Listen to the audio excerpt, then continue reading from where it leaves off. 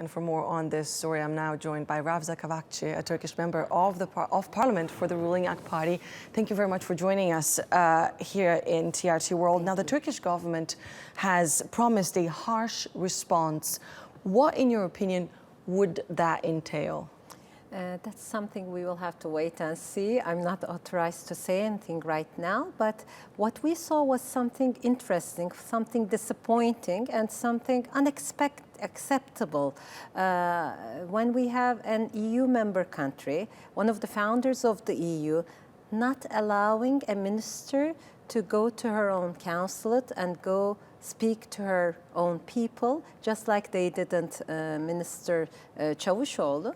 So it's interesting as far as European values, what European values are concerned, freedom of expression, freedom of assembly.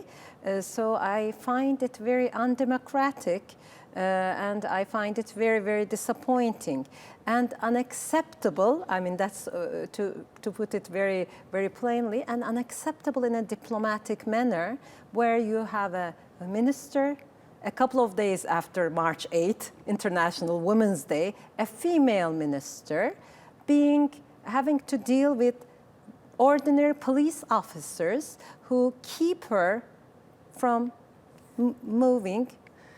Free movement of people, another issue. And I understand that you can't really elaborate on what might be the official response, but what do you think would be a fair response? What should Turkey do concretely in the next few days and weeks, perhaps? Of course, I mean, emotions are very high because this was an insult to our minister, this was an insult to our nation, and it's good to see that the opposition and the majority party, AK Party, we are all united in this opinion. So we all think that this was something unacceptable.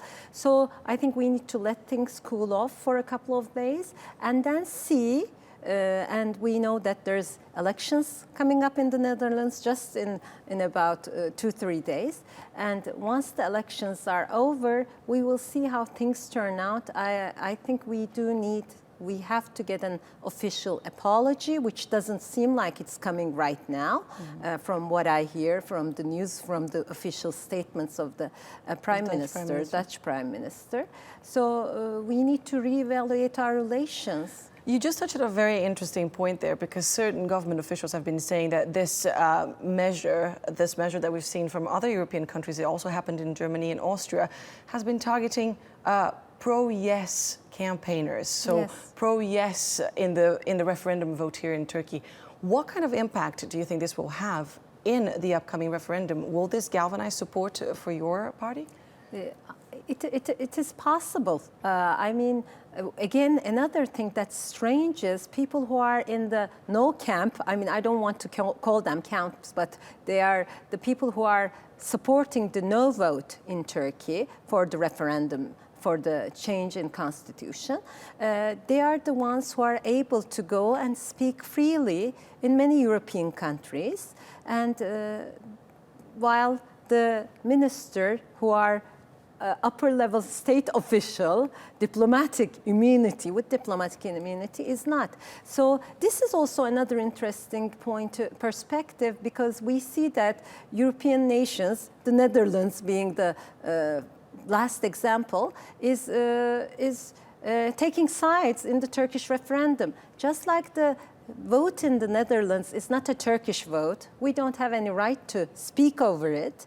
Just like the votes in Germany or elections coming up in France are not elections that Turkey can comment on. I don't understand how they can take sides.